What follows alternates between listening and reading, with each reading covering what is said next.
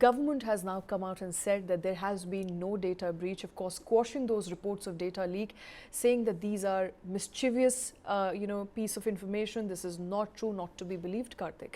So, Shweta, I really, by the time this news broke yesterday and there was this Telegram channel which was doling out all this data freely available, by the time I logged on to Telegram and tried to search for that particular handle, it had been wiped out, right? The handle did not exist.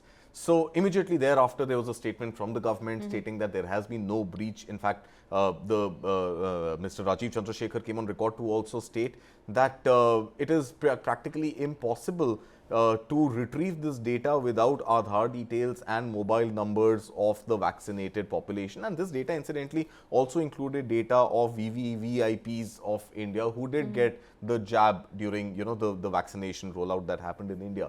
But the government is very clearly stating that there has been no data breach and it is almost impossible for this data to be leaked, to be breached in the absence of mobile numbers and Aadhaar numbers, which will help you retrieve the vaccination data.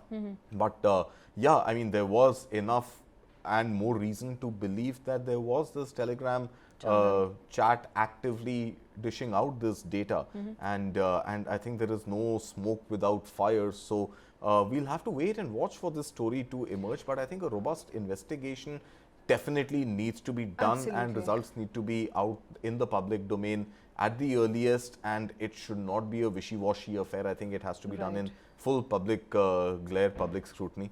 And yeah, this is data of the entire population, what, 18 plus of the country, right? The entire country. The entire country practically, right? So I think any data breach is a very, very serious matter, and a full investigation in full public glare is what needs to be done. Okay. Rakesh, from what we are learning at this point in time, that there was this Telegram channel that was created and was dishing out data, and data not just your name and your gender, but also your phone number, your ID card information, your date of birth, and even the last 4 digits of your Aadhaar card. Now, government, of course, is quick to refute these claims, saying that this is not true, this is in fact mischievous. But if there is any merit to this story, and there is a big if, this is serious.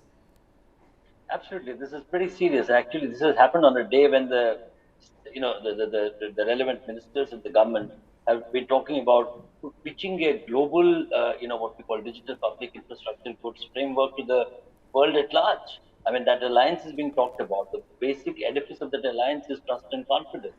If, we obviously have a great story to talk about when it comes to digital public infrastructure goods. But if, the leak has happened, and I guess, as Karthik rightly mentioned, there is no smoke without fire.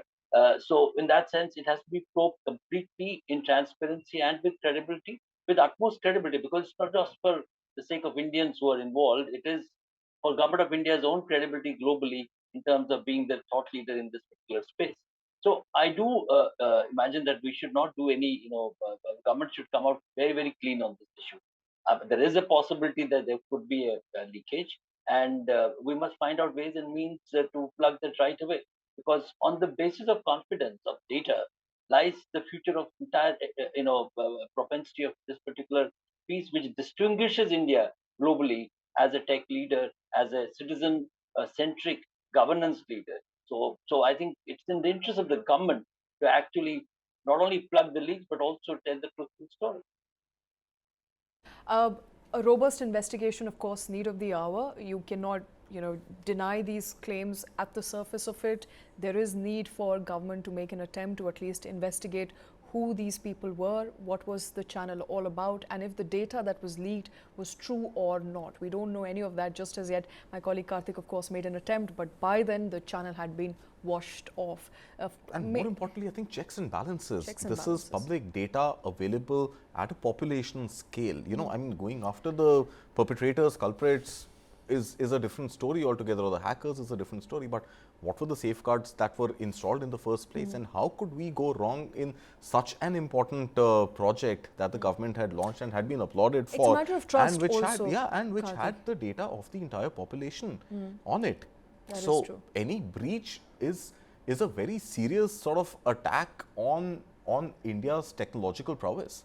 It's a very serious attack on how the government manages data and how even the private players that would have been party in building that platform did not install enough checks and balances to ensure in the moment and even thereafter to ensure that data privacy is intact. Okay. The safety of the data that's fed into CoWin app, of course, all of these are under question. We don't know how much truth is there to the big leak that a lot of people were talking about on social media. There needs to be an investigation in place.